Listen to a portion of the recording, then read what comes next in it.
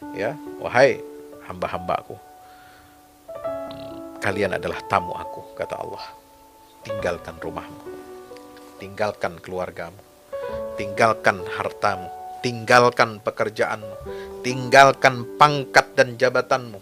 Ya, kita harus tinggalkan dan tanggalkan itu semua. Jangan sombong. Melaksanakan ibadah haji gak ada ajudan, gak ada tuan. Ibadah haji tidak ada staff, tidak ada atasan. Ya, ibadah haji tidak ada presiden, tidak ada rakyat jelata. Semua sama di hadapan Allah Subhanahu wa taala. Ya, dan kita harus merasakan feeling capeknya haji. Ya, kita harus merasakan bagaimana saat kita bertamu ke Baitullah, ya, bertamu, bertandang, membawa dua helai pakaian putih, sebagaimana kita nanti akan mati menghadap Allah membawa dua helai pakaian putih itu saja. Kita harus merasakan ini semua.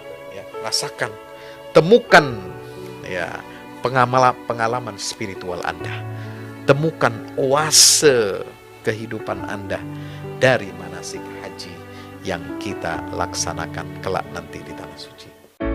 Al-Fahmu Institute mempersembahkan buku karya Ustadz Fahmi Salim LCMA dengan judul Pesan-pesan Tauhid untuk Negeri di Masa Pandemi dan Mutiara Ilmu-Ilmu Al-Quran. Buku yang lahir dari program kajian populer di UFS Official YouTube Channel. Nge-share. Pre-order sekarang.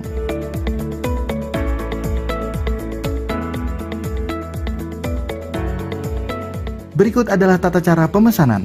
Anda dapat melakukan pemesanan di layanan WhatsApp di nomor 08777 0637 192 dengan mencantumkan nama, alamat lengkap, nomor handphone, dan jumlah buku yang akan diorder. Ongkos kirim di luar harga buku dan menyesuaikan wilayah dengan paket standar. Lampirkan juga bukti transfer Anda ke rekening BNI Syariah di nomor rekening 0631 748573.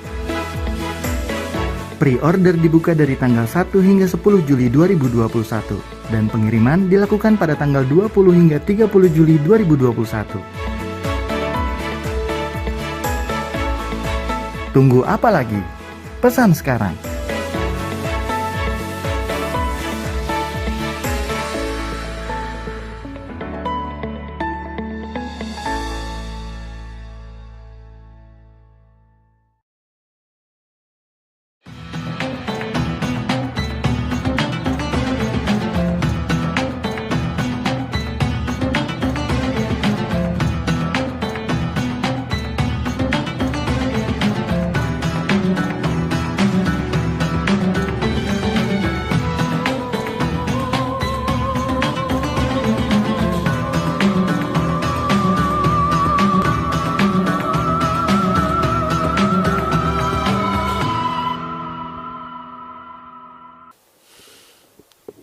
Assalamualaikum warahmatullahi wabarakatuh. Alhamdulillah, bersyukur kepada Allah, dan mari kita bersama-sama berselawat untuk Nabi kita Muhammad sallallahu alaihi wasallam.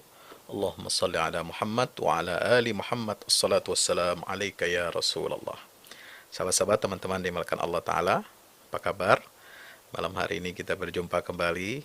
Alhamdulillah, dengan izin Allah kita masih diberikan karunia kesehatan, dan mudah-mudahan taufik dan hidayah dari Allah senantiasa menaungi kita. Kita doakan juga, jangan lupa buat saudara kita ya yang terpapar COVID-19, sedang dirawat di rumah sakit, di ICU, di IGD, kemudian yang juga diisolasi mandiri di rumah, di hotel atau wisma pemerintah. Mudah-mudahan kita doakan, mudah-mudahan senantiasa diberikan kekuatan mental, kekuatan hati, dan juga diberikan kekuatan fisik, disembuhkan oleh Allah Subhanahu wa taala. Allahumma rabban nas adhibil ba's isfi anta syafi la shifaa illa shifauka shifaan la yughadiru bihi saqama. Amin ya rabbal alamin. Allahumma shfi mardana wa mardal muslimin warham mautana wa mautal muslimin. Mudah-mudahan saudara kita, teman-teman kita, kolega kita, guru-guru kita, ulama kita yang wafat, baik karena terpapar COVID atau yang lainnya, penyakit yang tidak kita ketahui, mudah-mudahan Allah ampuni segenap dosa-dosanya, Allah terima amal ibadahnya, Allah jadikan mereka syuhada dan diterima di sisi Allah Subhanahu wa taala, masuk ke dalam surganya Allah. Amin ya rabbal alamin. Sahabat semua yang dirahmati Allah Subhanahu wa taala, meskipun tahun ini kita tahu bahwa ibadah haji untuk sementara waktu ditiadakan, ya, karena mengikuti protokol yang telah ditetapkan oleh pemerintah Saudi Arabia selaku tuan rumah penyelenggara ibadah haji setiap tahunnya. Ya, tahun ini dibatasi 60.000 jamaah haji dari jamaah haji domestik saja dari dalam Saudi dan tidak menerima jamaah dari luar Arab Saudi. Tahun lalu mungkin lebih parah, yaitu hanya 1.000 jamaah saja. Semua adalah merupakan tamu raja, ya, Arab Saudi, Raja Salman bin Abdul Aziz. Tahun ini juga 60.000. Mereka adalah tamu-tamu Allah Subhanahu wa taala dari dalam negeri. Tapi hal ini tidak boleh menyurutkan niat kita dan langkah kita, tekad kita untuk beribadah haji. Bagaimana caranya? Dengan memperdalam ilmu, mengenal ilmu tentang ibadah haji, ya, mengenal keutamaannya. Kemarin sudah 3 video, ya, kita mudah-mudahan teman-teman semua bisa saksikan, bisa di-share kepada sahabat-sahabatnya, teman-temannya, agar kita mengerti pentingnya ibadah haji ini dalam kehidupan kita, latar belakangnya, hikmahnya, keutamaannya, subhanallah. Bagaimana praktek hajinya baginda Rasulullah Muhammad sallallahu alaihi wasallam. Teman-teman yang dimakan Allah taala, pada kesempatan episode yang keempat ini saya mengajak kita semua untuk mentadabburi manasik ibadah haji. Ya, gerakan haji. Saya akan tampilkan slide yang ada di layar sebelah kiri saya. Ya, teman-teman dimuliakan Allah, ibadah haji ini memerlukan bekal. Ya, perbekalan haji nggak semudah yang kita bayangkan. Tidak sesederhana yang kita bayangkan, seperti halnya kita melaksanakan kewajiban sholat 5 waktu, atau puasa Ramadan, atau membayar atau menunaikan zakat. Tapi kesiapan ibadah haji ini itu dinyatakan langsung oleh Allah di dalam Al-Quran. Walillahi 'alan nasi hijjul baiti man istata'a ilaihi sabila. Wajib atas manusia itu haji ke Baitullah, ya, tapi disebut man istata'a. Siapa yang sudah mampu. Artinya memiliki kemampuan. Nah, berarti kemampuan di sini secara khusus. Ya, mampu secara fisik, mampu secara mental, mampu ilmunya, mampu fulusnya, uangnya, mampu keamanannya, ada jaminan keamanannya. Ya, termasuk dalam hal ini, ya, kenapa tidak diselenggarakan ibadah haji? Ya, ada hambatan, ada potensi penularan COVID, apalagi negara-negara mayoritas Muslim ini. Ya, ini lonjakan COVID-nya sangat tinggi. Khawatir ini nanti kalau dari Indonesia, dari Malaysia, ini Malaysia lockdown. Dari Turki kemarin sempat lockdown selama bulan puasa. Kemudian dari India, Bangladesh, Pakistan, Mesir, angka COVID-nya tinggi kemarin. Ya, dan sampai saat ini juga. Itu kalau datang ke ibadah haji, ke Baitullah, ini bahaya sekali. Meskipun mereka sehat, ya, misalnya sudah ada persyaratan vaksinasi, ya, berangkat ke tanah suci, tapi di sana belum tentu. Ya, karena apa? Perpindahan, transfer jamaah dari satu negara ke negara yang lain. Bisa jadi ada di antara mereka yang sehat, tapi nanti sampai sana OTG. Ya, OTG nanti menyebarkan virus ke tengah-tengah masyarakat, jamaah haji yang lainnya. Nauzubillah, kita tidak bisa bayangkan kalau dalam pelaksanaan ibadah haji ini lalu kemudian terjadi bencana kemanusiaan yang tidak kita inginkan. Maka itu kebijaksanaan ini bisa kita maklumi. Ya, fa in uhsirtum. Nah, itu kalau terhalang sudah berangkat ibadah haji, itu ada namanya ihsar, ya. Tidak bisa menunaikan ibadah haji karena halangan, hambatan alam. Ada bencana alam, ada konflik, ada perang meletus. Nah, maka kamu bagi yang sudah berihram lalu tidak bisa masuk, ya, ke kawasan haji untuk beribadah haji, maka diperintahkan oleh Allah untuk menyembelih hewan sebagai ganti daripada ibadah hajinya. Nah, kita kan tidak sampai ihram dulu ke sana, tapi dari sini sudah tidak bisa untuk masuk ke Arab Saudi sebagai tempat penyelenggara ibadah haji itu. Maka ini yang disebut dengan ihsar, terhalang karena perang, karena konflik, bencana kemanusiaan, bencana penyakit menular atau potensi yang menular yang sangat tinggi. Teman-teman, maka itulah kemampuan. Jadi kemampuan itu termasuk jaminan keamanan, keselamatan nyawa, kesehatan. Walaupun nanti misalnya, setiap ibadah haji juga nanti ada, misalnya qadarullah ada insiden, ada misalnya kemarin dulu ada jatuh kren ya, ketika pembangunan Masjidil Haram ini renovasi, kren jatuh menimpa jamaah, banyak yang mati. Ya, itu qadarullah, itu kan tidak kita duga-duga ya. Kemudian ada tubrukan jamaah di Mina pada beberapa tahun yang lalu ya, dan lain sebagainya. Itu bencana kemanusiaan yang tidak kita kecelakaan. Ya, tapi kalau penyakit ini kan bisa diprediksi. Ada ilmu yang Allah berikan. Ya, bertanya kepada para ahli epidemiolog ya, para ahli virologi ini tidak main-main. Artinya kita bisa menghormati dan keputusan daripada pemerintah Arab Saudi ini untuk tidak menyelenggarakan ibadah haji bagi umat Islam di luar Arab Saudi. Nah, sahabatku yang dirahmati Allah, maka perbekalan haji ini kita lihat di sini di slide itu adalah berdasarkan firman Allah Subhanahu wa taala dalam surah Al-Baqarah. Ya, ayat berapa? 202. Wa tazawwadu fa inna khairaz zadi taqwa wattaqun ya ulil albab. Berbekallah kalian untuk ibadah haji. Karena sebaik-baik perbekalan adalah takwa. Nah, jadi ini luar biasa ayat ini, penggalan ini sederhana, tetapi pesannya sangat mendalam. Ayat ini sebagaimana diriwayatkan dalam beberapa kitab Asbabun Nuzul, itu diriwayatkan bahwasanya ada jamaah sekelompok jamaah haji dari Yaman ya, datang ke tanah suci Makkah ya, untuk melaksanakan ibadah haji tanpa membawa persiapan dan tanpa ada perbekalan. Ya, mereka beralasan apa? Beralasan bahwasanya kami datang haji ini, ya, kami ini adalah tamunya Allah. Maka rezeki kami pasti dijamin oleh Allah. Ya, kami nggak perlu bawa makanan, nggak perlu bawa tenda, penginapan dan sebagainya. Itu kami kan tamu Allah, masa Allah tidak menjamu kami. Nah, di situ Allah meluruskan pandangan ini. Ya, turunlah ayat ini, wa tazawwadu, kalau kamu berhaji, ya, berbekallah, ambil perbekalan, bawa perbekalan, persiapkan perbekalan itu dengan matang, dengan maksimal.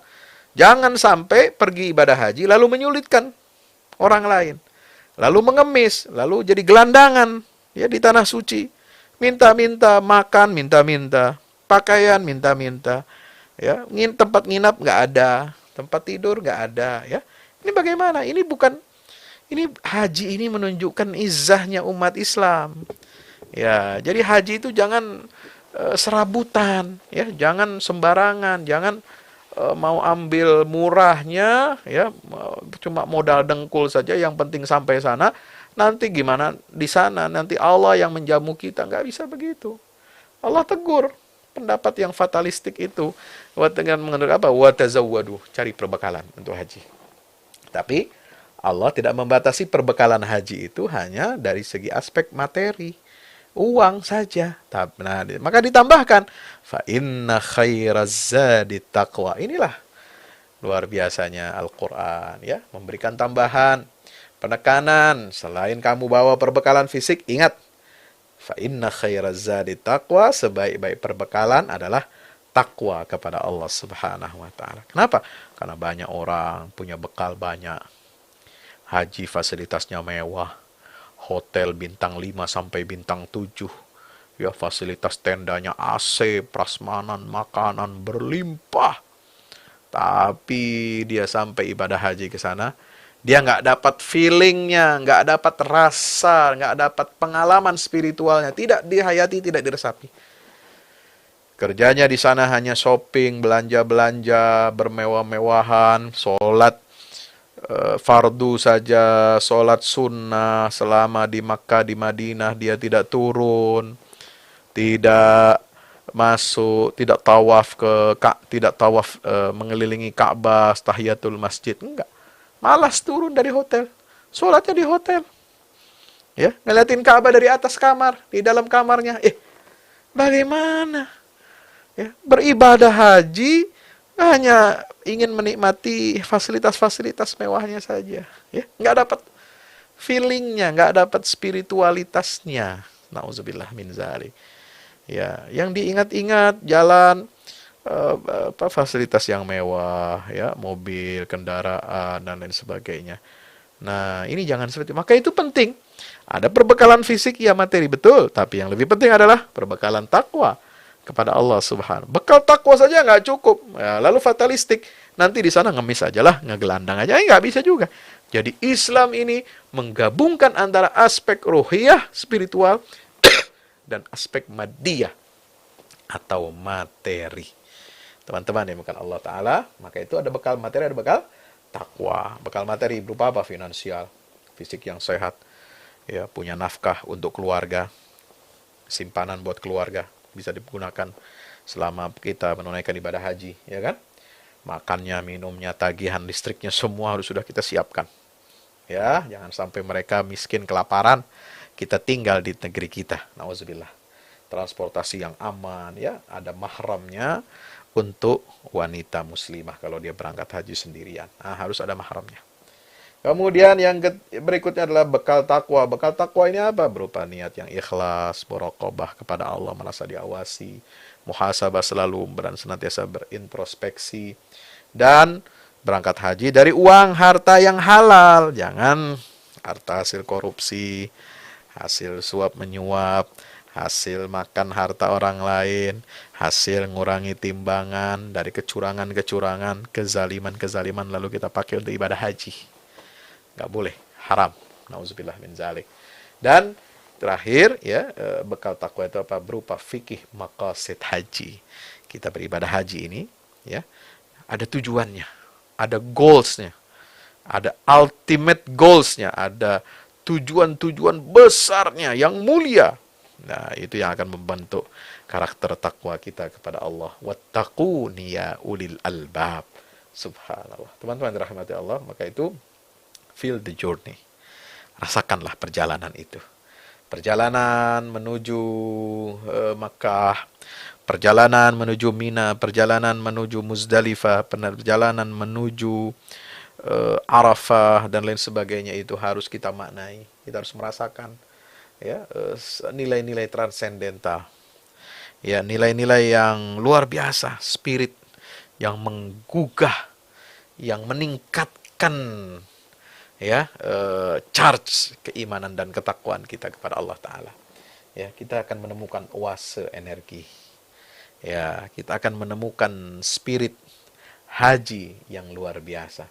Sangat aneh bin ajaib kalau kita pulang dari ibadah haji selesai, yang kita dapat hanya kenangan-kenangan bersifat material, fisik, ya, tapi kita tidak membawa semangat perubahan spirit daripada ibadah haji ini. Subhanallah. Ya, teman-teman dirahmati Allah, ya, kita diminta Allah untuk datang sebagai tamu di rumahnya. Ya, wahai hamba-hambaku,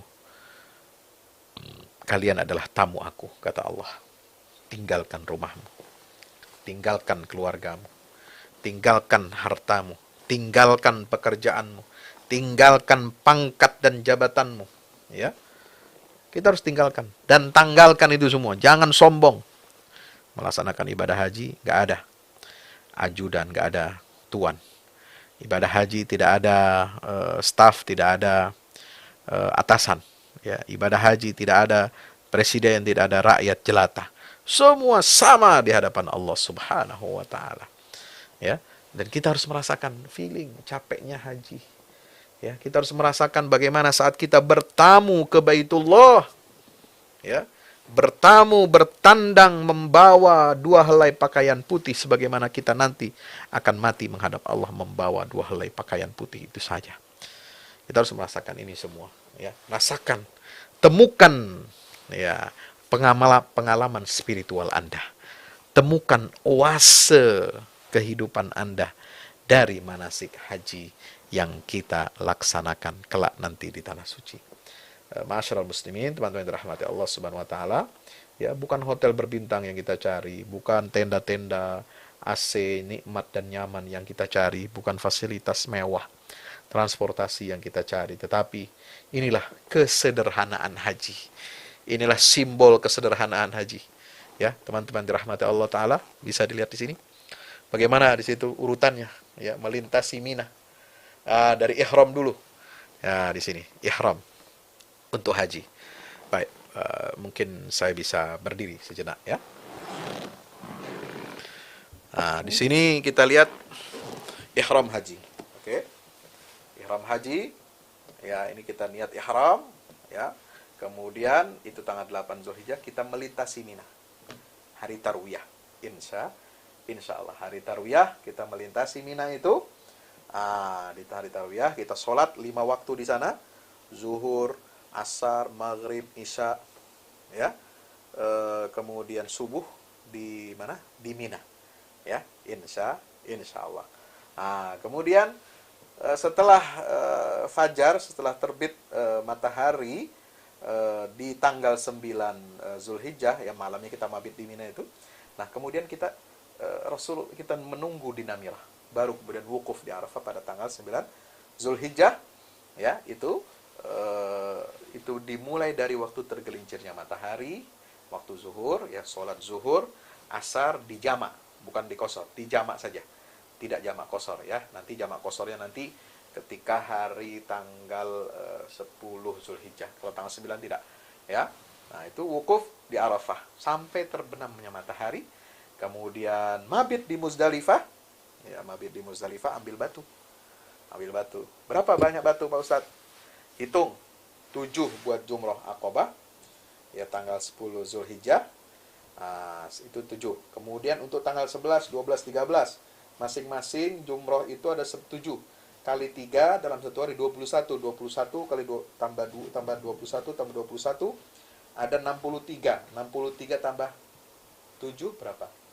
70 batu harus kita siapkan ketika kita sedang berada di Muzdalifah, ya. Baru kemudian setelah menginap, sholat subuh di Masy'aril Haram di ujung Muzdalifah, lalu masuk Mina. Setelah terbit matahari, ya, pada waktu duha itu waktu afdolnya, tapi nanti ikut kebijakan pembagian zona, pembagian waktu masing-masing negara, ya, ketika kita melaksanakan jumrah Aqabah, karena ini waktu yang sangat padat sekali waktunya. Itu jumrah Aqabah ini, teman-teman dirahmati Allah, ya, di situ kita melaksanakan jumrah Aqabah yang paling besar, 7 lemparan batu, ya. Waktunya nanti bisa menyesuaikan, tapi yang afdal itu di waktu pagi, duha, ya, sebelum tergelincir matahari, sebelum waktu zuhur.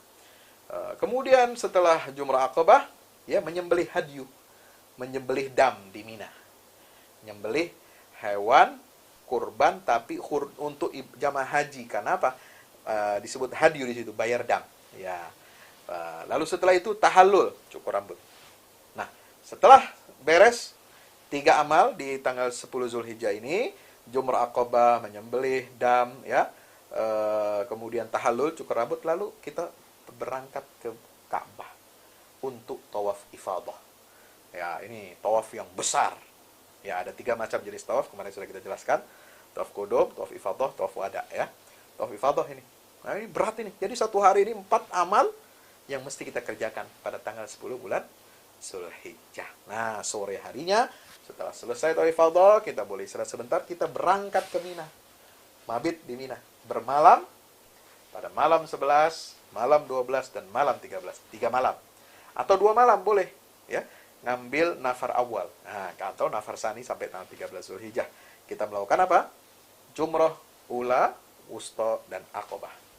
Ya, dalam satu rangkaian, satu hari, 3 tempat jumrah, ula, wusta, dan Aqabah. Nah, setelah itu baru kita tahallul sani, ya. Kita bebas untuk melepas pakaian ihram. Nah, itu secara urutan manasik haji. Ya, secara singkatnya seperti itu.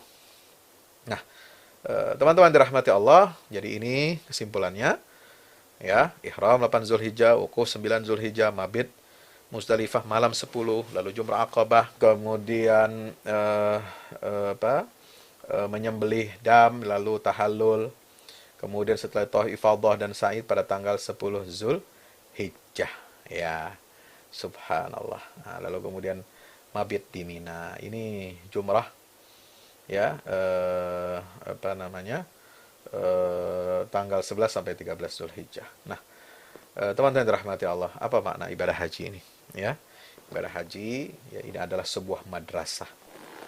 Luar biasa. Madrasah yang kalau kita simpulkan makna spiritualnya, simboliknya itu adalah rihlah ilallah dan rihlah ma'allah.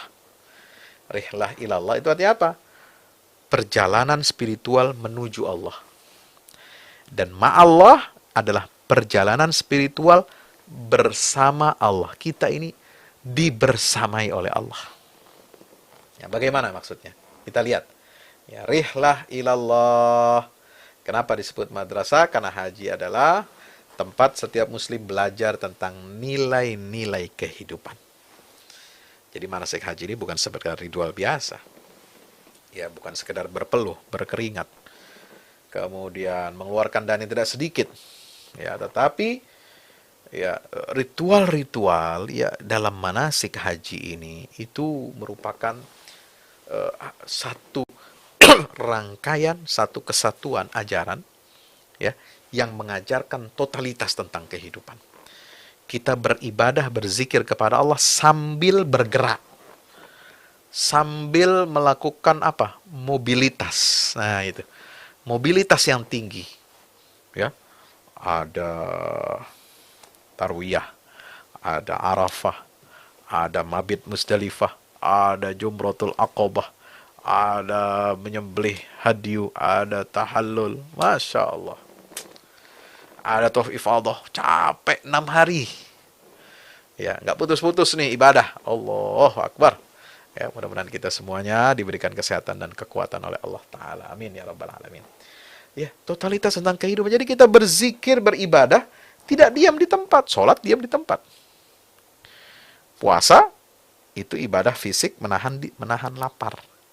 Ya, tapi haji, ini zikir, kekuatan fisik, kita jalan, berpindah dari satu tempat ke tempat yang lain, dari satu manasik ke manasik yang lain. Subhanallah, berpeluh, berlelah-lelah. Allahu Akbar, itulah totalitas ibadah untuk kehidupan kita semuanya. Teman-teman dimakan Allah, jadi haji ini bukan ibadah teoritis. Tapi haji adalah ibadah praktek lapangan, ujian sabar ketika bertemu dengan banyak orang. Jangan mudah tersinggung, jangan mudah sewot, jangan mudah mengeluarkan kata-kata kasar, kata-kata kotor. Jangan berbuat fasik, jangan melanggar larangan-larangan ketika kita sedang ihram. Nggak boleh pakai pakaian yang berjahit, nggak boleh pakai topi yang menempel di kepala. Ya, tidak boleh pakai alas kaki yang menutupi mata kaki, tidak boleh pakai wangi-wangian. Ya, mandi, boleh mandi untuk menyegarkan tubuh, tapi nggak boleh pakai sabun yang wangi. Ya, nggak boleh menikah atau menikahi, atau nggak boleh berhubungan suami istri. Subhanallah, ya. Tidak boleh menggunting kuku, tidak boleh mencabut rambut, mencukur rambut, ya. Tidak boleh berburu, ya. Tidak boleh. Banyak larangan-larangan itu kita patuhi karena Allah Subhanahu wa ta'ala. Ibadah langsung dalam praktek lapangan. Dan ada sanksinya. Kalau melanggar ada sanksinya. Itu langsung bayar. Namanya bayar dam. Ya, bayar dam. Ya. Nah, teman-teman dirahmati Allah Subhanahu wa ta'ala. Jadi, bukan hanya sekedar zikir, tetapi juga melibatkan mobilitas horizontal. Ibadah sosial. Ketemu dengan orang banyak dari berbagai negara, dari berbagai negeri. Ya, kita harus saling ta'awun 'alal birri wat taqwa. Saling mengenal, saling mengasihi sesama umat Islam dari seluruh penjuru dunia. Allahu Akbar. Nikmat ya. Ini luar biasa. Apa makna ihram, teman-teman semuanya? Yang dirahmati Allah, ihram itu Selama ihram ini kita terikat dengan larangan-larangan. Apa? Larangan tidak boleh pakai wewangian, tidak boleh menikah, dan sebagainya tadi yang sudah saya sebutkan. Itulah pengorbanan.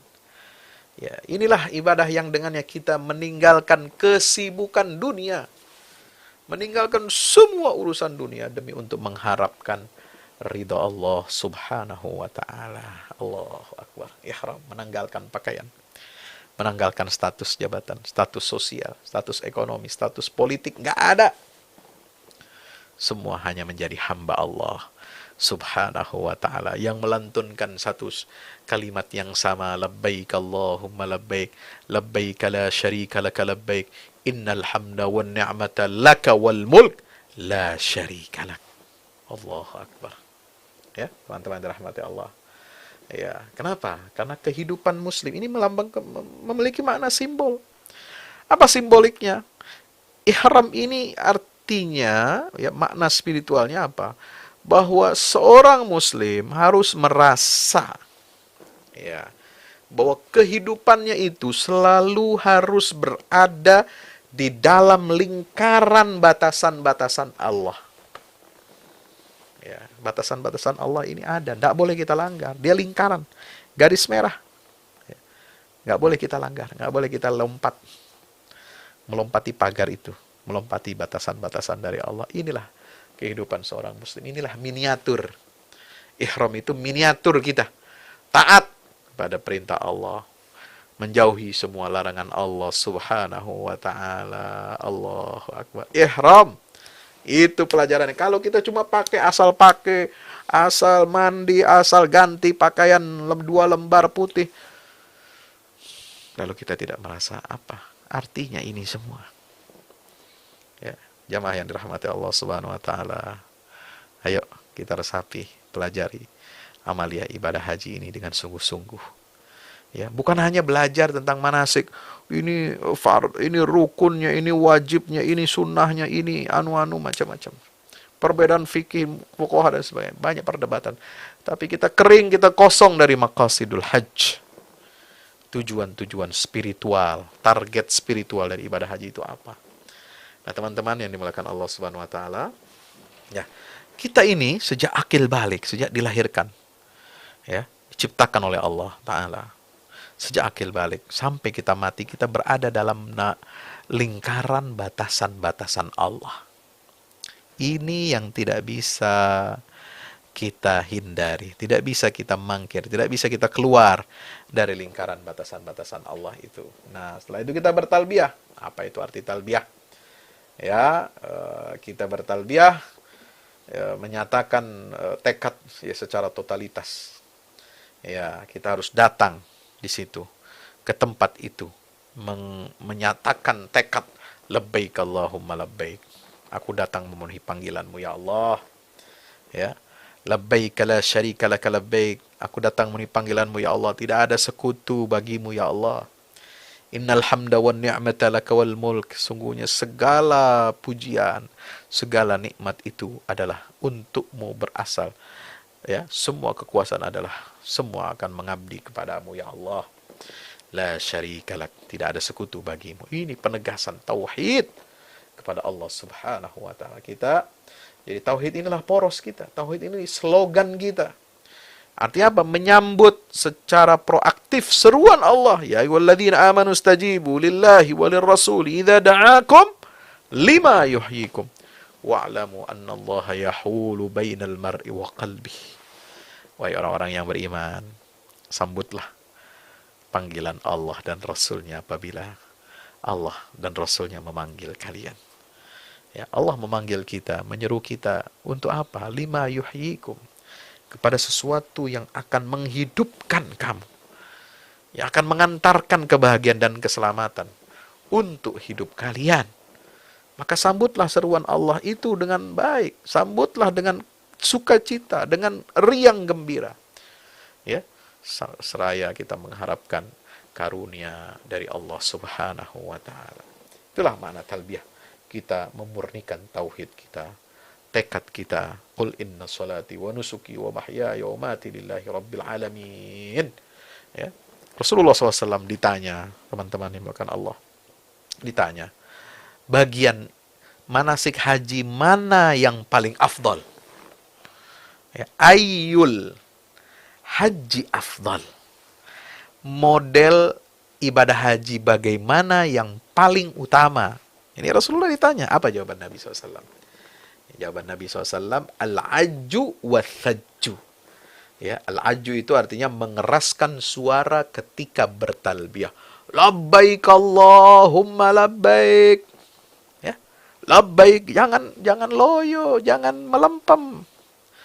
Jangan samar-samar, jangan suara rendah kita. Kita harus tinggikan suara kita. Ton kita harus naik. Ya, tonasinya harus naik. Ya, meskipun tidak harus naik tensinya, jangan darah tingginya naik. Tapi suara kita yang kita naikkan kencang, keras. Labbaik Allahumma labbaik. Itu al-ajj. Wasajju, ya, yaitu aliran darah hewan kurban. Nah, subhanallah. Artinya apa? Ini menunjukkan intinya takwa kita ini adalah tauhidullah. Tekad yang kuat untuk menghambakan diri kepada Allah, mengesahkan Allah subhanahu wa ta'ala. Tekad yang kuat untuk apa? Mengorbankan ya, egoisme kita, mengorbankan, menyembelih sifat-sifat kebinatangan kita dengan mengalirkan darah hewan kurban ini, yaitu al-hadyu. Membayar dam itu dengan menyembelih hewan kurban. Subhanallah. Al-ajju wa-thajju.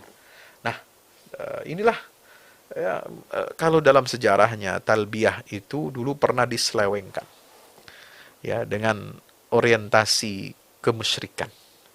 Itu diucapkan oleh Amr bin Luhai al-Khuzai. Nah, dia yang menciptakan slogan syirik.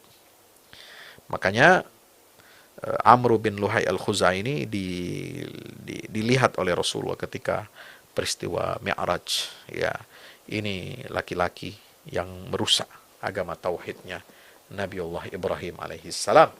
Kenapa? Karena dia yang pertama kali menyelewengkan kalimat talbiyahnya Nabi Ibrahim dari labbaik la syarika lak, labbaik.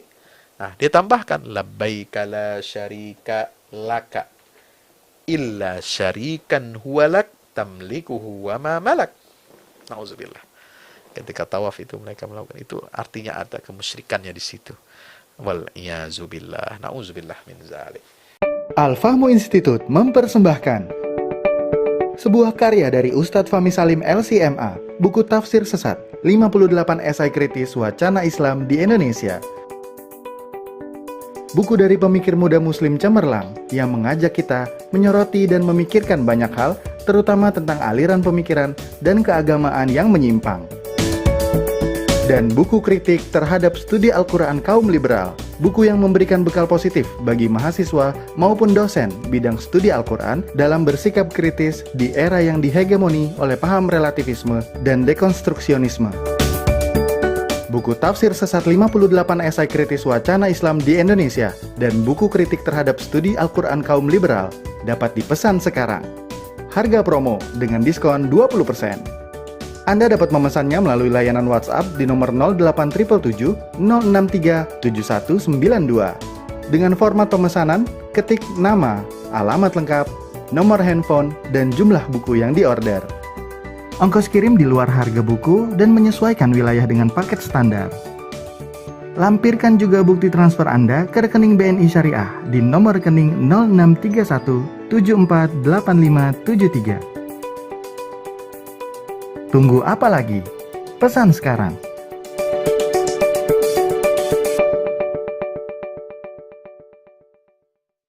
Ya, teman-teman dirahmati Allah, berikutnya adalah makna apa sih arti wukuf di Arafah? Ya, wukuf di Arafah itu kita berdiam diri, bermuhasabah, introspeksi. Ya, ini amal haji yang paling besar. Ya, al-hajju Arafah. Ibadah haji itu adalah intinya wukuf di padang Arafah. Subhanallah. Ibadah haji itu intinya wukuf di Arafah. Ya, kenapa intinya bukan melempar jumroh, intinya bukan tawaf ifadhah, intinya bukan menyembelih dam, intinya bukan mabit di Muzdalifah, tapi wukuf di Arafah inti daripada ibadah haji. Jadi ibadah yang sifatnya ya introspeksi, ibadah yang sifatnya perenungan. Ibadah yang dilakukan dengan apa? Dengan cara berdiam, dengan merenung, dengan menyadari kesalahan, ya, kembali kepada jati diri kita sebagai hamba Allah, merenungi kesalahan-kesalahan kita, dosa-dosa kita, memohon ampun kepada Allah, banyak beristighfar. Itu ibadah yang terberat, terbesar dalam ibadah haji. Al-Hajju Arafah. Jadi introspeksi, wukuf. Itu. Dan tidak sah orang haji kalau tidak hadir di tempat mauqif, wukuf di padang Arafah ini. Teman-teman sahabat yang dimuliakan Allah Subhanahu wa taala. Apa berikutnya? Ya. Wukuf di Arafah ini kata Nabi SAW, doanya apa? Khairud du'a du'a'u yaumi Arafah. Sebaik-baik doa adalah doanya pada hari Arafah. Apa doanya Rasulullah dan nabi-nabi sebelum beliau? Beliau mencontohkan la ilaha illallah wa la syarikalah, lahul mulku wa lahul hamdu wa huwa ala kulli syai'in qadir. Hadis riwayat Imam At-Tirmidzi. Ya, dan di hari Arafah itu, Masya Allah, Nabi SAW dalam riwayat Imam Muslim mengatakan, ma min yaumin aktsara min ayyu'tiqallahu fihi abdan minan nari min yaumi Arafah. Tidak ada satu hari, ya, yang lebih banyak Allah tidak ada satu hari di mana Allah Subhanahu wa taala lebih banyak, ya, membebaskan manusia dari siksa api neraka melebihi di hari Arafah. Subhanallah, ya, melebihi hari Arafah. Tidak ada. Sahabat yang dimuliakan Allah Subhanahu wa taala, hari Arafah ini hari di mana Allah banyak, ya, mengampuni manusia dari siksa api neraka. Ma min yaumin aktsar min ayyu'tiqallahu fihi 'abadan minan nari min yaumi Arafah wa innahu layadnu, Allah mendekat. Tsumma yubahi bihimul malaikah. Kemudian Allah membangga-banggakan jamaah haji yang berkumpul di Arafah itu. Ya, membanggakan mereka di hadapan para malaikatnya. Apa kata Allah? Ma arada haula, apa yang mereka inginkan setelah pembebasan dari siksa neraka itu. Allah. Teman-teman dimakan Allah, ya, puncak ibadah haji itulah refleksi kesempurnaan agama Islam. Di padang Arafah, setelah Nabi berkhutbah, khutbah perpisahan yang kemarin sudah saya sampaikan teks khutbahnya dalam hadis riwayat Imam Muslim yang diriwayatkan oleh Sayyidina Jabir bin Abdullah radhiyallahu anhu, ya, itu beliau menerima wahyu firman Allah tentang kesempurnaan agama Islam. Al-yawma akmaltu lakum dinakum wa atmamtu alaikum ni'mati wa raditu lakumul Islam madina. Ya, aku telah sempurnakan Islam ini sebagai agama kamu. Ya, maka itu nikmat Islam ini harus kita jaga. Wukuf di Arafah itu adalah simbol, tanda nikmat terbesar dari Allah turun kepada umat Islam, yaitu dengan turunnya ayat 3 surah Al-Maidah. Al-yawma akmaltu lakum dinakum wa atmamtu alaikum ni'mati wa raditu lakumul Islam madina. Ya, teman-teman dirahmati Allah, ya. Maka itu Nabi SAW bersabda, tidak pernah setan itu terlihat lebih kecil, lebih hina, lebih marah, ya, lebih terpojokkan selain di hari Arafah. Ya, kenapa? Karena setan putus asa. Ya, karena setan melihat, kata Nabi SAW, ya, itu melihat turunnya rahmat, lima ra'a min tanazzulir rahmah wa tajawuzillahi 'anidz dzunubil 'izam. Allah turunkan rahmat dan pengampunan dosa-dosa yang besar dari Allah pada hari Arafah. Ya, ada dua momentum iblis, setan itu terlihat hina, kecil, lemah, terpojokkan, tersisihkan. Itu pada hari perang Badar. Iblis malu, kalah. Pengikutnya dipecundangi oleh umat Islam di perang Badar. Datang bala bantuan malaikat, turun, ya, membantu umat Islam di perang Badar. Subhanallah. Dan iblis kalah yang kedua itu di hari Arafah, ketika Allah banyak mengampuni dosa-dosa hambanya dan membebaskan mereka dari siksa api neraka. Subhanallah. Lalu kemudian mabit di Muzdalifah. Apa artinya Pak Ustadz mabit? Ngapain sih nginep? Ngambil batu-batu. Allah. Ini makna simbolnya luar biasa. Ya. Subhanallah, ya. Itu dengan menjamak sholat maghrib dan isya di Muzdalifah, ya. Itu mampir sejenak mengambil 70 butir batu. Ya, subhanallah. Kemudian, ya, teman-teman dirahmati Allah Subhanahu wa taala, atau 49 butir batu kalau dia nafar awal. Cuma sampai tanggal 12 Zulhijjah saja, ya. Di hari-hari tasyrik ini, apa yang dia lakukan di Muzdalifah? Mengambil perbekalan batu. Coba batu diambil. Ada enggak kita, ya, selama hidup kita di dunia ini, kita ini mungutin batu. Ya, ini jadi ibadah mungut batu, itu satu-satunya. Ya, presiden, raja, menteri, tokoh besar, ilmuwan hebat, orang terkaya di dunia, dia punya segala-galanya, punya prestis, punya penghargaan, punya, ya, status-status dunia ini, tapi dia mengambil perbekalan itu berupa batu di Muzdalifah. Semua sama. Dari rakyat sampai presiden, dari raja sampai raja jelata, dari orang kaya sampai yang paling miskin. Sama. Ya, mereka butuh perbekalan. Apa bekal mereka untuk menjalani kehidupan ini? Tekad untuk mengalahkan setan. Tekad untuk mengalahkan hawa nafsunya. Tekad yang diwujudkan dengan apa? Simbol mengambil batu untuk melempari setan, laknatullah. Ya. Jumrah, melempar batu. Itu perbekalan bagi manusia menghadapi godaan-godaan setan dan godaan-godaan iblis dalam menjalani kehidupan ini. Artinya apa? Kita harus proaktif. Ya. Jadi Muzdalifah itu monumen perbekalan, ya, untuk perang melawan setan.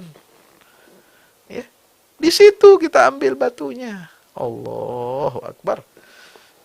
Sederhana sekali kelihatan, tapi ini maknanya dalam. Jadi monumen abadi perbekalan untuk melawan musuh kita ya di Muzdalifah. Apa senjata kita? Batu, tapi bukan sembarang batu. Batu kalau di tangan orang yang bertauhid, dia akan berubah menjadi kekuatan besar. Ya, dia akan berubah menjadi kekuatan yang luar biasa magnitudnya, gelombangnya, getarannya, daya ledaknya dan daya hancurnya. Batu biasa, batu kerikil, tapi di tangan orang yang bertauhid, seperti Nabi Daud, berhasil mengalahkan dan mematikan si Jalut. Ya. Batu-batu kecil itu yang digunakan oleh bangsa Palestina, umat Islam melawan Zionisme Israel yang membecundangi mereka. Ya. Batu-batu kecil inilah yang digunakan oleh Nabiullah Ibrahim, yang digunakan oleh Ibunda Hajar, yang digunakan, yang dipakai oleh Nabiullah Ismail untuk melempar setan. Itu batu yang ada di tangan orang-orang bertauhid, dia akan berubah menjadi kekuatan besar yang akan menghancurkan tiran yang paling dahsyat, tiran yang paling keji dan paling berbahaya. Sebagaimana Nabi Musa mengalahkan Fir'aun dengan izin Allah Subhanahu wa taala. Dengan izin Allah. Sebagaimana Ibrahim, ya, berhasil mengalahkan hujahnya Namrud, dan Namrud dimusnahkan, dihancurkan, dibinasakan oleh Allah Subhanahu wa taala. Ya. Nah, ini sudah banyak buktinya. Ini jadi orang bertauhid ini harus memiliki tekad, harus ada perbekalannya, simbol melawan, ya, musuh abadi, yaitu setan ar-rajim, setan yang terkutuk. Ya, teman-teman dirahmati Allah. Lalu batu itu dibawa kemana? Dibawa ke Jamarat, Jumrah Aqabah. Kehidupan kita ini tidak sepi dari godaan setan. Ini simbolnya. Coba miniatur ini, coba kita pahami dong, kita hidupkan ini. Ya. Kenapa kita harus melempar tembok? Ya, tugu dulu, sekarang tugunya dilebarin jadi kelihatan seperti tembok, ya. Melempari begituan, nggak ada kerjaan apa? Ya. Ini perbuatan apa ini? Melempari begitu. Itu bukan sekedar melempar tugu, melempar batu, dan melempar tembok. Bukan. Itu ada maknanya yang terdalam, bahwa kita ini harus tahan godaan. Bahkan kita harus melawan godaan-godaan itu supaya tunduk kepada aturan dan syariat Allah. Ya, kita tidak boleh kalah melawan godaan iblis, godaan syaitan. Kita harus menang. Dan caranya Allah tunjukkan dengan usaha Nabi Ibrahim, istrinya dan putranya untuk melawan godaan setan, menyingkirkan setan dari jalannya. Ya, siapa yang berupaya menghambat dan menghalangi jalan Allah, kita harus menyingkirkan mereka. Ya, nah itu. Ya, dengan batu dilempar. Ini godaan kita tiap hari, siang, malam, pagi, sore, semuanya. Ya, godaan-godaan iblis ini laknatullah, menggoda pemimpin, menggoda orang pintar, menggoda orang kaya untuk berbuat maksiat, berbuat fasik. Nauzubillah, thumma nauzubillah min zalik. Ya. Hatta idza amarna mutrafi walaqad ahlakna al-quruna min qablikum. Ya. Itu banyak orang-orang kaya yang berbuat taraf, berlebihan, itu mereka sudah lupa diri. Ya, amarna mutrafiha fafasaqu fiha fahaqqa 'alaiha al-qaulu fadammarnaha tadmira. Ya, ini karena berbuat fasik. Karena enggak tahan godaan. Orang kaya ya membangun oligarki bersama penguasa ya untuk membodohi rakyat, menipu rakyat, mencelakakan rakyat, ya menelikung rakyat, tidak amanah, ya, tidak jujur, ya, korupsi di mana-mana. Nauzubillah. Ini yang membuat rusak dunia ini. Kemudian ulama yang tidak melakukan amar ma'ruf nahi mungkar, umat yang dinabobokan, ya, yang mau mengikuti jalannya orang-orang yang hatinya itu lalai dari ingat kepada Allah Subhanahu wa taala. Padahal Allah sudah berpesan, "Wala tarkanu." Setelah Allah berfirman, "Fastaqim kama umirta wa man taba ma'aka wa la tatghaw innahu bima ta'maluna basir." Perintah untuk istiqamah. Apa? Allah larang kita, "Wala tarkanu ila alladzina zalamu fatamassakumun nar." Jangan kalian cenderung bahkan membela, berpihak kepada orang-orang yang zalim. Apa akibatnya? Fatamassakumun nar. Ya, kalau kalian membela, cenderung berpihak kepada mereka, maka kalian juga akan terkena jilatan siksa api neraka. Nauzubillah, summa nauzubillah min zalik. Ya, teman-teman dimakan Allah Subhanahu wa taala. Ya, makanya dunia ini harus kita selamatkan. Dengan cara bagaimana? Orang-orang yang memiliki semangat beribadah haji, nilai-nilai spiritual haji, ya, pulang itu menjadi apa? Menjadi manusia-manusia yang senantiasa bergerak untuk kebaikan. Ya, kalau dulu di zaman Belanda, orang haji, pulang haji itu ditandai sama Belanda. Ya, suruh pakai gelar haji, ditandai. Ini ekstrim, radikal. Karena haji yang baru pulang dari tanah suci zaman Belanda ini yang menggerakkan revolusi dan pemberontakan rakyat terhadap penjajah Belanda. Mereka takut. Kenapa? Para ulama kita memompa semangat jihad, ya, memberikan tausiah, memberikan pesan-pesan perjuangan dari tanah suci Makkah Al-Mukarramah dan Madinah Al-Munawwarah. Syekh Nawawi Al-Bantani. Sebelumnya, jauh sebelum itu ada siapa? Syekh Yusuf Al-Makassari, ya, mufti Banten, mufti Kesultanan Goa, ya. Kemudian dia dibuang, diasingkan, ya, setelah kalah Kesultanan Banten perang melawan Belanda, dia dibuang, diasingkan kemana? Ya, ke Sumatera, lalu kemudian dia asingkan ke Maluku, dia diasingkan ke Ceylon, ke Sri Lanka, dan terakhir dia diasingkan ke Afrika Selatan. Apa yang terjadi? Di mana tempat dia berpijak, berteduh dan tinggal, dia mendidik, ya, murid-muridnya. Dia mengobarkan semangat jihad fi sabilillah, menentang penjajah Belanda. Subhanallah, ya. Jadi teman-teman dimulakan Allah. Nah, ini seperti itu. Godaan setan itu harus dilempar dengan jumrah. Kehidupan kita ini nggak sepi dari godaan-godaan ya, maka kita harus punya komitmen untuk melakukan perlawanan itu. Inilah kekuatan orang-orang bertauhid. Ya, spirit orang bertauhid, perjuangan orang-orang bertauhid, sebagaimana Nabi Ibrahim alaihissalam ya membawa kapaknya dihancurkan berhala-berhala yang disembah oleh kaum pagan yang sombong lagi berbuat zalim pada saat itu. Nah, teman-teman yang dimakan Allah, tawaf. Apa tawaf artinya? Ya, tawaf itu mengelilingi Ka'bah setelah kita jumrah Aqabah, setelah kita menyembelih dam, setelah kita tahallul, cukur rambut ya. Kita tawaf ifadah. Apa artinya tawaf? Mengelilingi Ka'bah. Dan mengelilingi Ka'bah itu berputar ke arah sebelah kiri ya. Saya sudah jelaskan, Ka'bah ini harus ada di sebelah kiri kita. Ya, sebelah kiri kita itu Ka'bah. Ya, begitu. Nah, teman-teman dimuliakan Allah Subhanahu wa taala, kita memutari Ka'bah 7 kali putaran. Diawali dari Hajar Aswad, kembali ke Hajar Aswad 1 putaran. Berikutnya begitu 2 putaran. Berikutnya terus sampai 7 putaran, berakhir di Hajar Aswad. Nah, apa maknanya ini? Kenapa dia berputar ke arah kiri? Ya, tidak putar ke kanan. Ya, kalau ke kanan itu bulatan itu makin membesar. Kalau ke kiri, bulatan itu semakin kecil. Semakin kita kecil, masuk ke dalam bulatan, inti bulatan itu, kita berada seolah dalam pusaran air. Dan kita akan masuk dalam pusaran Ka'bah. Kita akan masuk ke dalam inti bumi. Kita akan masuk ke dalam inti tauhid.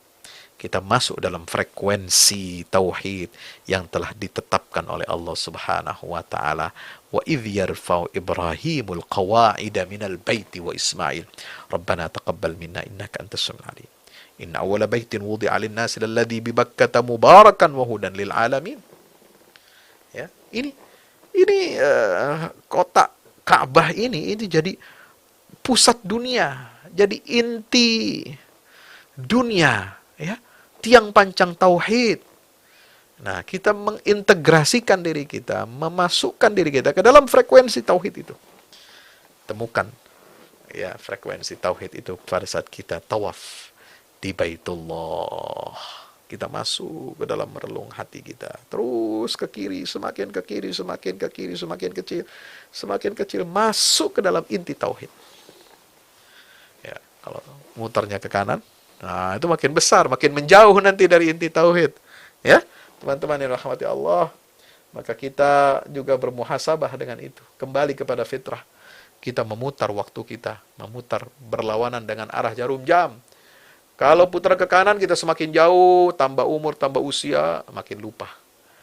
Tapi kalau kembali ke kiri, berputar, memutar waktu, jarum jam, kembali ke asal fitrah kita, kembali ke masa kecil kita, kembali ke masa lalu kita, sampai masa di mana kita masih menjadi alaq, lalu menjadi nutfah, lalu menjadi mudghah, ya, lalu menjadi lahma, fakasawna al-'izama lahma.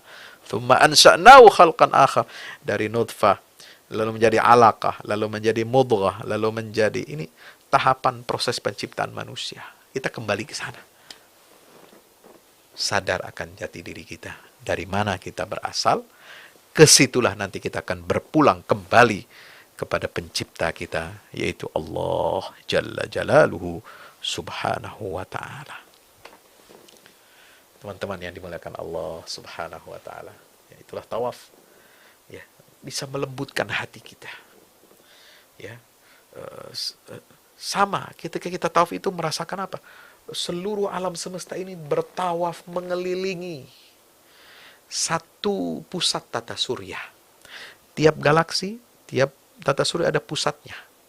Nah, galaksi kita ini, bumi ini, Earth, itu berputar mengelilingi satu titik matahari. Ya. Mereka bergerak kemana? Seluruh planet-planet ini, atom-atom di alam semesta jagat raya, semuanya berputar ke kiri. Ya. Bumi mengelilingi matahari, semua bergerak ke kiri. Ya. Bumi berputar pada porosnya, dia juga bergerak ke kiri. Ya, tidak ke kanan, bos.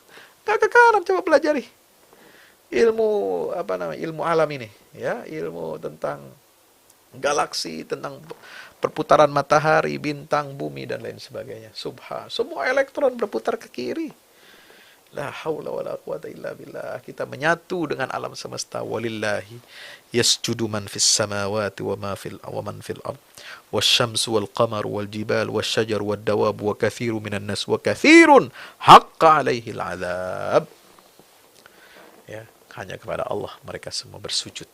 Semua yang ada di langit, semua ada di bumi, ya, wasyajar wad dawab, jibal, subhanallah, pohon, gunung, semua, matahari, bulan, bintang, semua sujud kepada Allah. Mereka ketika berputar, ya, ke arah kiri, semua nih planet-planet semua berputar, itu mereka sedang sujud kepada Allah. Mereka sedang bertasbih kepada Allah Subhanahu wa ta'ala. Dan kita ketika kita merasakan, ya, tawaf itu, kita merasakan kita menyatu, mengelilingi arasnya Allah, mengelilingi Baitullah. Dan kita merasakan ketika kita tawaf di situ, seluruh manusia-manusia pilihan, dari Nabi Adam sampai Nabi Muhammad SAW, para sahabatnya, keluarganya, ulama, orang-orang saleh, ya, semua pernah bertawaf mengelilingi Ka'bah itu. Kita berada di dalam garis siratal ladzina an'amta alaihim ghairil maghdubi alaihim waladdallin. Allahu akbar walillahil hamd. Nikmat. Kita berada dalam satu kafilah, dalam satu putaran gelombang frekuensi yang sama dengan mereka. Ketika kita minta ihdinas siratal mustaqim, ya Allah tunjuki kami ke jalan yang lurus. Bagaimana jalan yang lurus? Ini jalan yang lurus. Ikut masuk ke dalam tawaf, kalian bergabung dengan kafilah dakwah, kalian bergabung dengan kafilah para nabi dan rasul, kalian bergabung dengan kafilahnya anbiya, syuhada, salihin, siddiqin. Itulah Anda akan merasakan nikmatnya. Kita secara historis, secara spiritual menyatu dengan derap langkah mereka. Ulaika ma'al ladzina an'ama Allahu 'alaihim minan nabiyyin was-siddiqin wasyuhada'i was-salihin man yuti'illah war rasul fa ulaika ma'al ladzina an'ama Allahu 'alaihim minan nabiyyin was-siddiqin wasyuhada'i was-salihin wa hasuna ulaika rafiqa. Ya, rasakan itu. Ya, teman-teman dirahmati Allah taala. Ya, sa'i. Nah, ini sa'i. Setelah kita tahu hifadzah ada sa'inya. Sa'i itu apa sih? Usaha, ikuti usaha yang dilakukan oleh Bunda Hajar. Ya, innas safa wal marwata min sya'airillah. Ingatlah ketika sa'i di situ, ingat firman Allah. Ya, apa? Allah Ta'ala menyatakan tentang Nabi Ibrahim. Ya, ketika Nabi Ibrahim meninggalkan putranya, anak-anaknya di lembah yang tandus.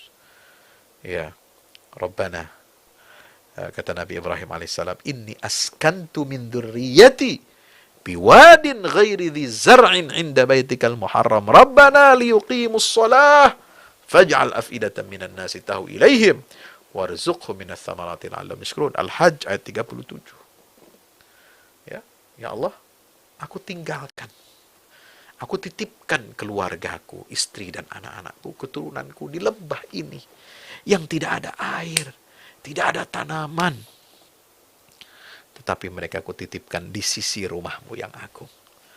Subhanallah. Maka Hajar mencari kehidupan, mencari sumber air untuk diminum oleh bayinya yang masih merah.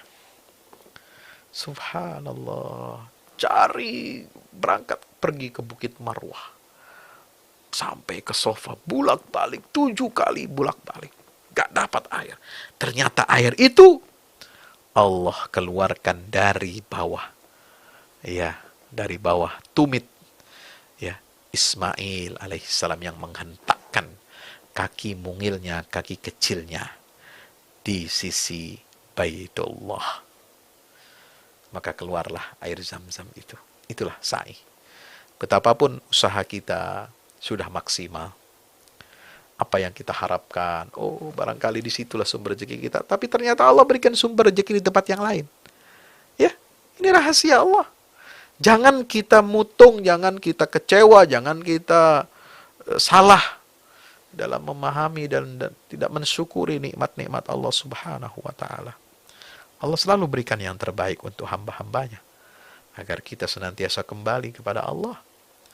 Barangkali kalau kita berdoa kepada Allah, belum semuanya langsung dibayar kontan oleh Allah, diijabah langsung kontan semuanya oleh Allah di dunia ini. Jangan kecewa, jangan berkecil hati. Sebab bisa jadi dengan doa yang belum dikabulkan itu, Anda akan terselamatkan dari bencana dan musibah. Nah itu, gantinya.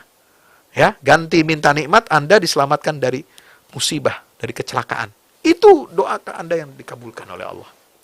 Ganti doa yang tidak diijabah, Allah akan menundanya, ya, diakhirkan, ya, sampai nanti di dalam di yaumil qiyamah, ya, Allah berikan pahala yang berlipat-lipat ganda, yang besarnya lebih besar dari 2 qirat gunung. 2 gunung Uhud itu pahala Allah berikan kepada hamba ini. Kenapa? Di dunia apa yang dia harapkan, dia minta kepada Allah, belum dikabulkan. Nah itu, Allah kasih di akhirat. Subhanallah. Atau Allah tahu kalau dikasih di dunia, nanti dia kufur nikmat, ingkar. Itu buruk buat dia, maka Allah tunda. Ya, jadi itu semua kebaikan. Ya, rezeki dicari, malah tidak datang. Tidak dicari, malah dia datang. Ini rahasia kehidupan.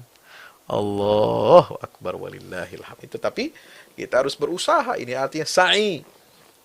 Manusia dalam usahanya harus melibatkan Allah. Ya. Sa'i antara Safa dan Marwa itu adalah simbol usaha manusia itu harus bertawakal kepada, bersandar kepada Allah, berlindung kepada Allah. Ya, kita bisa hebat, kita bisa mulia, kita bisa kaya, kita bisa macam-macam. Itu semua karena Allah. Bukan karena usaha kita. Usaha kita nggak ada seujung kukunya untuk menghadirkan karunia dari Allah berupa rezeki, berupa kesehatan, berupa kekayaan, berupa anak, istri, keluarga, dan lain sebagainya. Usaha kita itu hanya sekrup kecil. Ya, semua yang menentukan adalah Allah Subhanahu wa ta'ala. Itulah makna sa'i. Ya, teman-teman dirahmati Allah, jangan lupa berdoa dan mohon taufik dan hidayah dari Allah. Dan terakhir, ya sebelum terakhir, ini melempar jumrah, inilah mengajarkan kepada kita keteguhan iman keluarga. Ya, Ibrahim berhasil mendidik keluarganya.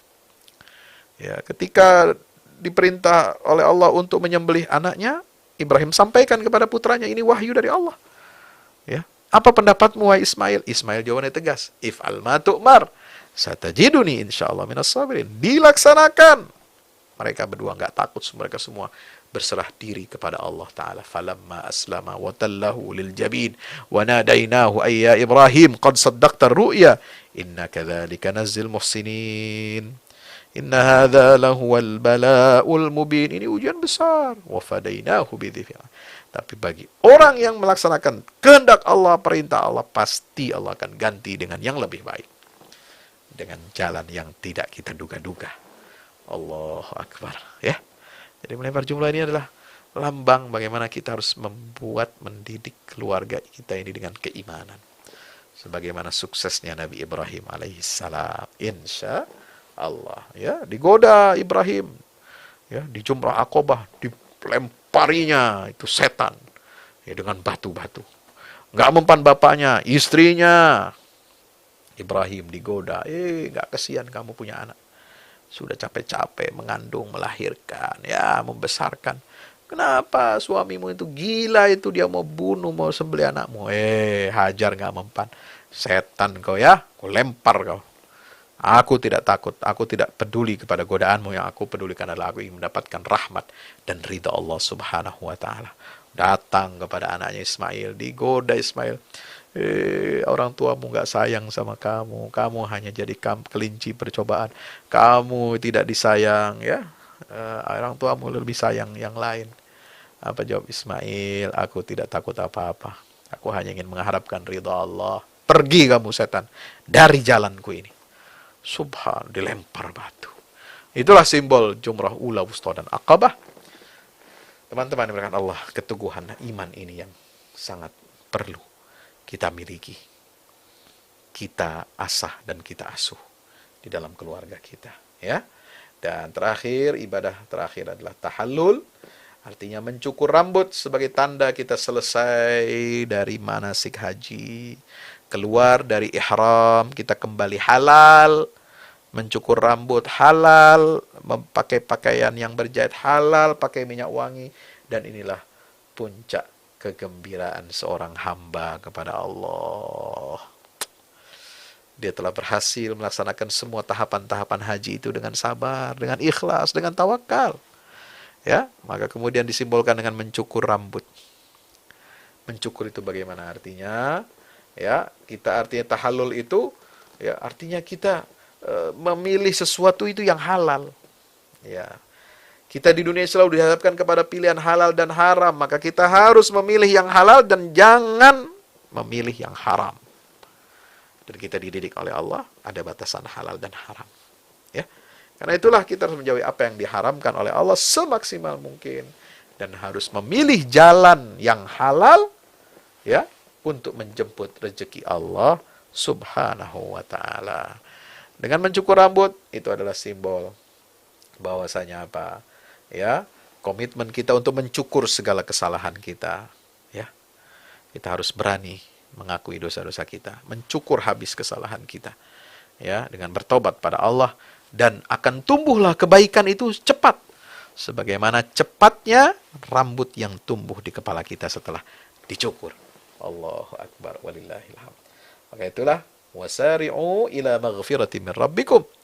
Ya, surat Ali Imran ayat 133, Allah berpesan, bersegeralah kamu untuk mendapatkan ampunan dari Allah, wa jannah, dan mendapatkan surga dari Allah subhanahu yang luasnya seluas langit dan bumi. Masya Allah, tabarakallah, indahnya, ya, indah, subhanallah. Orang yang mendapatkan karunia dari Allah subhanahu wa ta'ala ini, ya, mendapatkan keistimewaan, mendapatkan kesempatan untuk bersegera, ya, mendapatkan ampunan dari Allah dan mendapatkan surga. Itulah simbol dari ibadah tahallul itu. Masyaallah muslimin dirahmati Allah, maka itu haji itu adalah simbol ketauhidan universal, baik dari talbiyahnya, dari tawafnya, dari makam Ibrahimnya, ya, itu semua nilai-nilai tauhid. Ya, sholat 2 rakaat baca surat Al-Kafirun, surat Al-Ikhlas. Sa'i antara Safa dan Marwa, ya, zikirnya adalah la ilaha illallah wa la syarikalah lahul mulk wa lahul hamdu yuhyi wa yumiitu wa ala kulli syai'in qadir. Wukuf di Arafah juga la ilaha illallah wa la syarikalah, ya.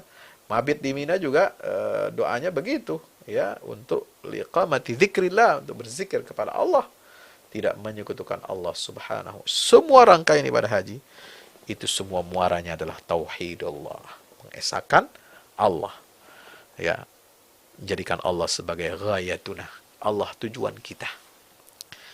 Ar-Rasulu za'imuna, Rasulullah adalah pemimpin kita. Ya, itulah tujuan daripada hidup seorang muslim, ya, digambarkan dengan sangat apik dari ibadah haji, mulai dari tekad ihram, komitmen untuk bertauhid dan dalam hidup dalam ikatan syariat. Lalu kemudian wukuf di Arafah dengan introspeksi, evaluasi, monitoring diri, meleburkan dosa-dosa kita. Lalu di Muzdalifah mempersiapkan diri, perbekalan perang melawan setan, dan agar kita mawas diri dan tidak tertipu oleh godaan setan. Ya, berikutnya dari Jumrah Aqabah kita menolak gencatan atau rekonsiliasi dengan setan, ya, atau berkoalisi, kita tolak. Kita harus melaksanakan fungsi amar ma'ruf dan nahi mungkar. Ini kesimpulan daripada makna-makna manasik ibadah haji itu, ya. Dan tawaf sa'i kita men-set up ulang kehidupan kita. Kita menyatukan frekuensi kita dengan Allah. Kita dapat meraih suatu energi tasbih alam semesta ini ketika kita bertawaf. Dan jangan lupa dengan sa'i, libatkan semua usaha kita, ya, libatkan Allah dalam semua usaha dan doa-doa kita yang terbaik, ya. Dan mabit di Mina adalah simbol kita memperbaiki keluarga dan menanamkan pendidikan iman di tengah-tengah keluarga. Tahallul adalah tekad untuk memperbaiki diri dan tekad pula untuk mempercepat kebaikan amal-amal soleh. Ya, wasari'u ila maghfirati min rabbikum ulaika yusari'una fil khairat wa hum laha sabiqun. Itulah totalitas penghambaan kepada Allah, dan inilah haji merupakan kesimpulannya rihlah ilallah, menuju Allah, perjalanan menuju Allah, journey to Allah, dan rihlah ma'allah, ya, perjalanan spiritual membersamai nilai-nilai transendental, nilai-nilai dari Allah Subhanahu wa Ta'ala. Mari kita sama-sama, ya, tekadkan, kuatkan semangat kita untuk bisa berangkat ibadah haji. Ya, mumpung masih muda, masih segar, masih kuat, ayo, bismillah, tawakkaltu 'ala Allah, niat kita untuk segera mendaftar ibadah haji. Mudah-mudahan bermanfaat, dan mudah-mudahan kita semua senantiasa diberikan kesehatan dari Allah, ya. Kita diberikan karunia rizki dari Allah. Insya Allah mudah-mudahan kita bisa berjumpa di ibadah haji nanti, ketika bersama-sama kita melantunkan talbiyah, labbaik Allahumma labbaik, labbaik la syarika laka labbaik, innal hamda wan ni'mata laka wal mulk la syarika lak. Terima kasih atas perhatiannya. Mohon maaf atas segala kurangan. Wassalamualaikum warahmatullahi wabarakatuh.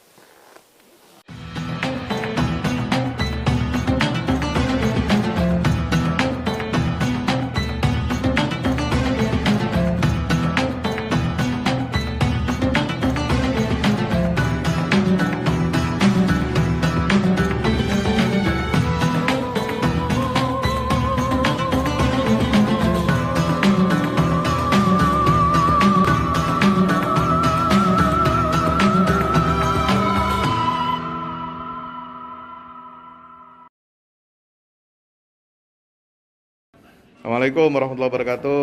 Teman-teman, ini kita sedang berada di lantai 2. Kita proyek pembangunan gedung Pusat Dakwah Al-Quran Al-Fahmu Institute. Nah, ini sama bos Action Pay, Ustadz Zulfadli Lubis. Nah, kita lihat sini ya teman-teman ya progresnya. Ini udah kita selesai lantai ketiga, dan kita akan naik lantai 4. Ini sumbangan dari antum semua, ini sudah. Kita akan mulai lagi pengerjaannya. Nah, ini sedang pengerjaan tembok ya, keliling. Nanti di atas kita tambah 1 lantai lagi. Baru nanti terakhir untuk olahraga di atas. Oke. Terus bantu support ya. Nah, lo ambilkan. Assalamualaikum warahmatullahi wabarakatuh. Alhamdulillah, ini kita mulai lagi pembangunan gedung Pusat Dakwah Al-Quran Al-Fahmu Institute.